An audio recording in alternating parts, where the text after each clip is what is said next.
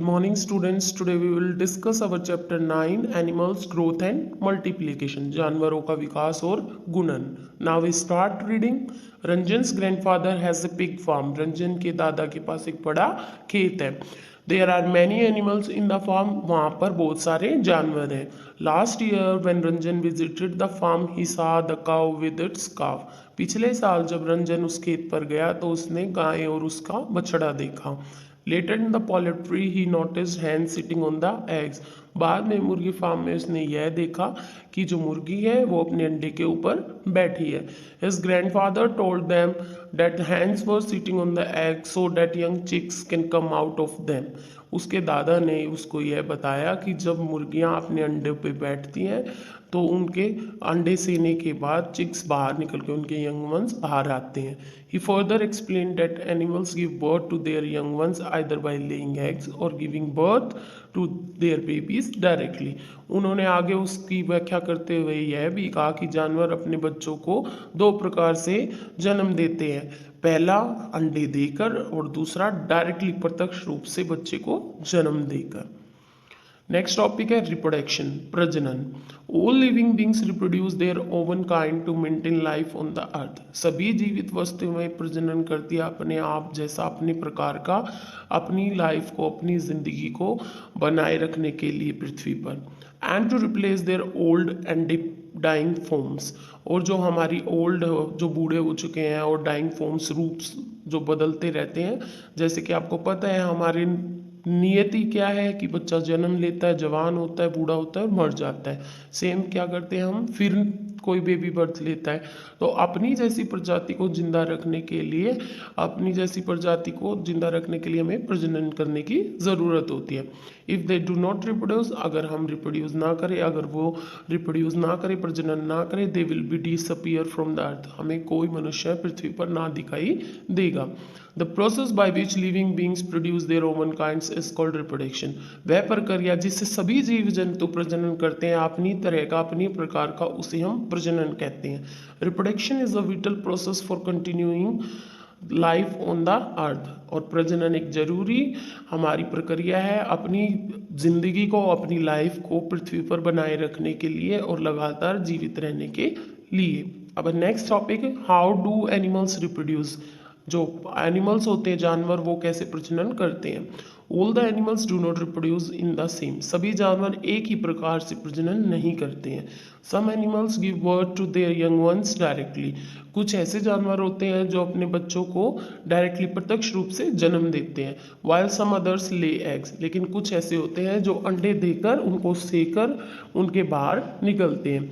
For example a dog और a cat give birth to babies. अगर उदाहरण के तौर पर देखें एक कुत्ता और एक बिल्ली अपने जैसे बच्चों को जन्म देते हैं. Human also give birth to their babies. और मनुष्य भी अपने बच्चों को जन्म देते हैं. Animals like birds and frog lay eggs. Animals जानवर जैसे कि पक्षी और मेंढक ये सब क्या करते हैं, अंडे देते हैं. Next topic is animals that lay eggs. उन जानवरों के बारे में बात करेंगे जो अंडे देते हैं. Many animals like birds and frogs lay eggs.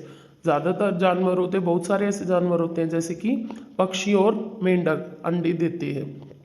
They also hatch the eggs. वो क्या करते हैं, अंडों को अंडे से बाहर भी निकलते हैं. After a certain period there young once come out of the eggs. कुछ समय के अंतराल के बाद जो उनके नवजात होते हैं वो अंडे की शेल तोड़कर बाहर निकल आते हैं. Such animals are called egg laying animals. और इसी तरह के जानवरों को अंडा देने वाले या अंडा देने वाले जानवर कहा जाता है. Fish, snakes, turtle, insects etcetera are some other egg laying animals. मछली, सांप, कछुआ और कीट पतंगे ऐसे हैं जो कि कुछ एग लेइंग एनिमल्स हैं जो अंडे देने वाले जानवर हैं. Our next topic is birds, पक्षी. Birds reproduce by laying eggs. और पक्षी रिप्रोड्यूस प्रजनन करते हैं अंडा देकर. Most of the birds build nest to lay their eggs. ज़्यादातर पक्षी क्या करते हैं, अपना घोंसला बनाते हैं और वहाँ अंडे देते हैं. After the eggs are laid. जब वो अंडे दे देते हैं द मदर और father bird sitting on the eggs in order to keep them warm and bring them to hatching. अंडे देने के बाद माता या पिता अंडे के ऊपर बैठ जाते हैं और अंडे को गर्म बनाए रखते हैं, जिससे वो अंडे से बाहर निकलने के लिए सक्षम हो जाते हैं। दिस इज कॉल्ड इंक्यूबेशन, इसे ही अंडा सेना कहते हैं। After a few weeks when the baby birds are fully developed they break open the shell and come out. कुछ हफ्तों के बाद जब बर्ड का बेबी अच्छे से फुल्ली विकास हो जाता है तो वो क्या करता है, शेल को, जो अंडे की बाहर का कवर है उसको तोड़ देता है और उसके बाहर निकल आता है। नेक्स्ट टॉपिक है growth and development inside the egg. अंदर जो या एग के अंदर, अंडे के अंदर कैसे विकास होता है। Eggs of all birds have almost similar structure. जो पक्षियों के अंडे होते हैं उनका एक जैसा ही ढांचा होता है। The egg has a hard protective after covering called egg shell. अंडे के बाहर एक सुरक्षात्मक आउटर कवरिंग होती है, ढकी हुई होती है, उसे हम क्या कहते हैं, egg shell. Within the shell there are albumen, the white part जो होता है अंडे का, एंड योक जो येलो पार्ट होता है। Albumin is rich in protein needed for the development of growing baby inside the egg. जो हमारा वाइट पार्ट होता है उसमें बहुत मात्रा में, भरपूर मात्रा में प्रोटीन होता है, जो कि जो बेबी ग्रो कर रहा है अंडे के अंदर उसको बहुत ज़रूरत होती है उसके विकास के लिए। Yolk contains the developing baby called the embryo। और जो वो पीला भाग होता है उसी उसके अंदर क्या शामिल होता है, वो विकसित बेबी शामिल होता है एम्ब्रियो के अंदर। जैसे कि आपको फिगर में दिखाई दे रहा है, आपने अंडा देखा होगा, अंडे का जो बाहरी वाइट पार्ट होता है उसको हम एग शेल कहते हैं, और अंदर जो वाइट कलर का जो आपको गुद्दा टाइप दिखता है उसको हम एल्यूब्यूमिन कहते हैं, और जो येलो कलर का पार्ट होता है उसको हम योक कहते हैं। अब कह रहा है the fat in the yolk provides food to the embryo. जो फैट होता है योक के अंदर, येलो पार्ट के अंदर, वो हमें क्या करता है, हमारे एम्ब्रियो को, भ्रूण को भोजन प्रदान करता है। It develops to become the young bird on getting proper warmth. ये विकास होता है और जो हमारा नवजात है एग के अंदर उसको प्रॉपर गर्मी प्रदान करता है, which it gets when the mother और father bird sit on the egg for several days. ये कब होता है, जब माता या पिता बर्ड के ऊपर अंडे सेने के लिए कई दिनों तक बैठे रहते हैं। The various stages of growth from an embryo to a mature adult is called its life cycle.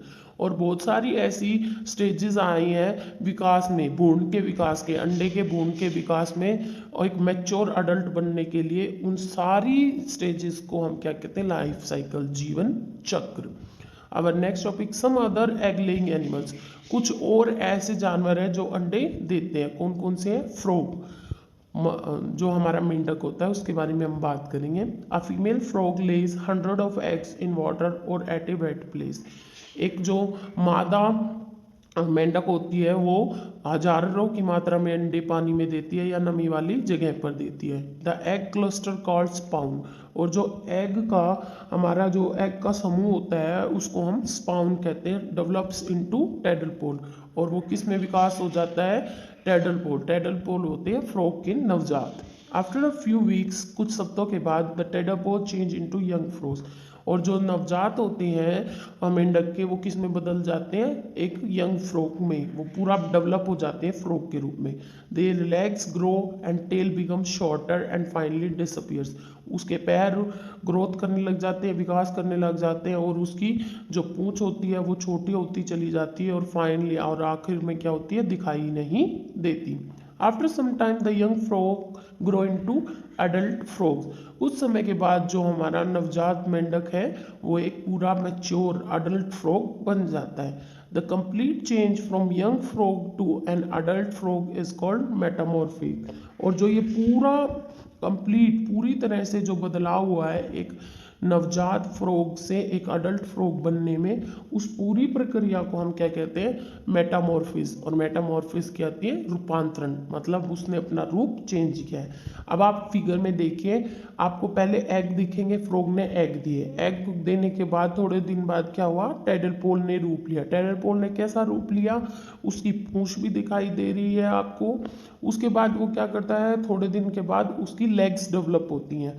उसके बाद क्या होती है, उसकी 2 और लेग्स डेवलप होती हैं, और देन वो क्या बनता है, एक अडल्ट फ्रॉग बनता है। नेक्स्ट है फिश, मछली। Fishes lay eggs in water, मछलियाँ भी पानी में अंडा देती हैं। They lay thousands of egg at one time, वे हजारों की मात्रा में क्या करती हैं, अंडे देती हैं एक समय में। But many of eggs and baby fishes are eaten by other fish, लेकिन ज़्यादातर जो अंडे होते हैं और छोटी मछलियाँ होती हैं उन्हें और मछलियाँ खा जाती हैं। अबाउट रेपिटाइल्स, रेपिटाइल्स क्या होते हैं, रेंगने वाले जंतु। Reptiles are crawling animals like lizards, turtles and snakes. रेंगने वाले जानवर वो जानवर होते हैं जैसे कि हमारी छिपकली हुई, कछुआ हुआ और स्नेक्स। दे ले soft shelled eggs on the ground, ये अंडे देते हैं। After laying the eggs the parent animals do not care for them, जब अंडे ये दे देते हैं तो जो इनके माता पिता होते हैं जिनसे ये अंडे दिए हैं जिन्होंने इनको, वो उनकी देखभाल नहीं करते हैं। The eggs are hatched by the warmth of the sun, अंडे से जो नवजात है वो बाहर कैसे निकलता है, सूर्य की गर्मी के कारण। Only a few of them develop into young ones as many eggs are eaten by other animals, इनमें से कुछ ही विकसित हो पाते हैं नवजात में, क्योंकि ज़्यादातर अंडों को दूसरे जानवर खा जाते हैं। नेक्स्ट टॉपिक है इंसेक्ट्स, कीट पतंगे।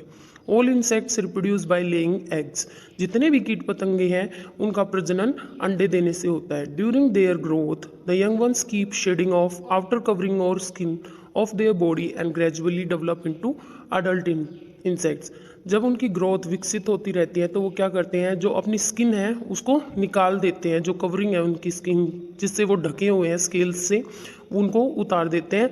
आमतौर पर विकसित होने के बाद जो अडल्ट इंसेक्ट बन जाते हैं तब। This process is called moulting, इस प्रोसेस को ही केचुली उतारना कहते हैं। Insects like grasshopper and cockroach have 3 stages in their life cycles, कीट पतंगे जैसे कि ग्रास होपर और कॉकरोच की बात की है, इनकी 3 स्टेजेस होते हैं इनके जीवन चक्र में।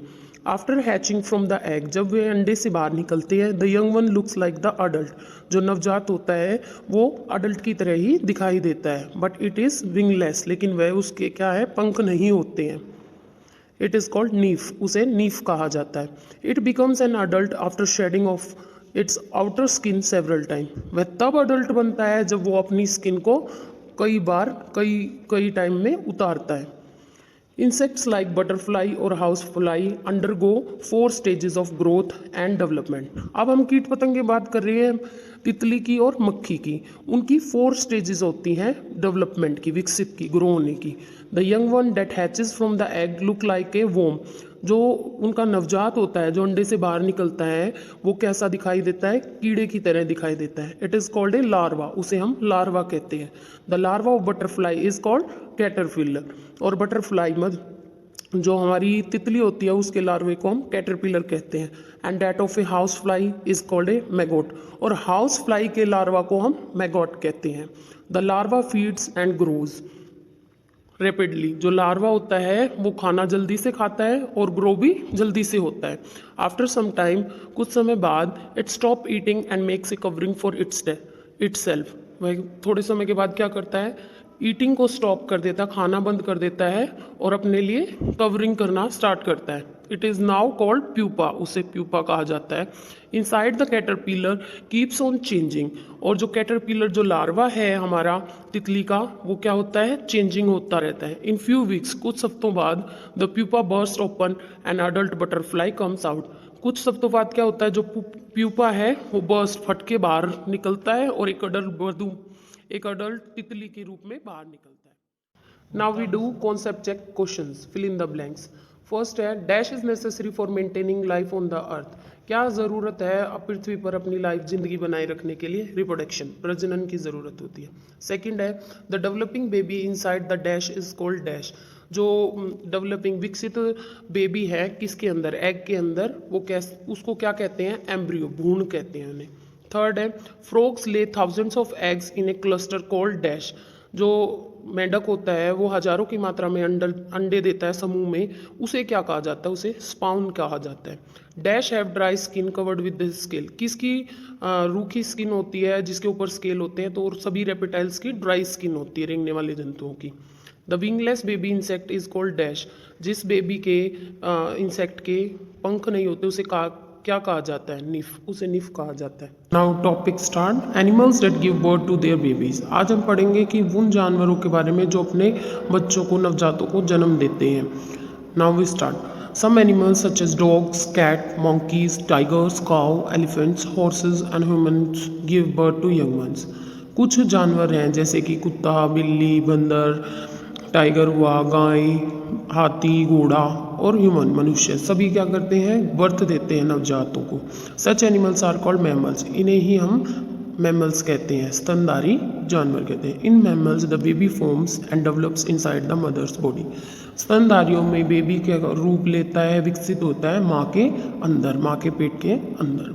Most of the mammals have hair on their body. ज़्यादातर स्तनधारियों के शरीरों पे बाल होते हैं।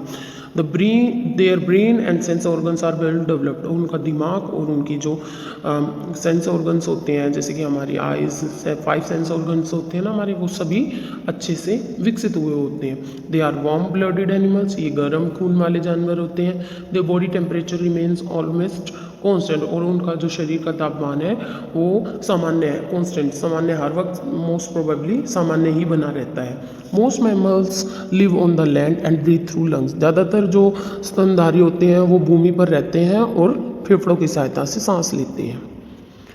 Some water animals like whales and dolphins are also mammals. कुछ जलीय जो हमारे जानवर हैं जैसे कि व्हेल्स और डॉल्फिन्स, ये भी स्तनधारियों में आते हैं। But bat is a flying mammal. और एक बैट, चमगादड़, क्या है? उड़ने वाला मैमल है, स्तनधारी है। अब डू यू नो, क्या तुम जानते हो? Some mammals like spiny anteater and duck billed platypus lay eggs also. कुछ मैमल्स हैं जैसे कि स्पिनी एंड टीटर और डक बिल्ड प्लेटिपस, ये क्या करते हैं? अंडे देते हैं। वैसे मैंने आपको अभी बताया था कि मैमल्स क्या करते हैं? नवजातों को जन्म देते हैं। लेकिन कुछ ऐसे मैमल्स भी होते हैं जो अंडे भी देते हैं। Care of the young ones. Mammals अपने बच्चों की देखभाल कैसे करते हैं? Mammals take care of their babies. Mammals क्या करते हैं? देखभाल करते हैं अपने बच्चों की। The mother suckles her babies. माँ अपने बच्चों को दूध पिलाती है। She feeds them with her own milk. वह अपना ही दूध बच्चों को पिलाती है। She also protects them against enemies. माँ ही उन्हें अपने दुश्मनों के खिलाफ उनकी सुरक्षा करती है। एज दे ग्रो, जब वो बढ़ जाते हैं, she teaches them to find food. जब वो बड़े हो जाते हैं तो उनकी माँ ही उन्हें बताती है कि कैसे तुम्हें अपना भोजन ढूंढना है, and live on their own, और अपने आप कैसे अपना जीवन व्यतीत करना है। Male hunts for food. जबकि जो मेल जानवर है वो शिकार करता है भोजन के लिए। And also guard the young once, और अपने जो नवजात हैं उनकी सुरक्षा भी करता है।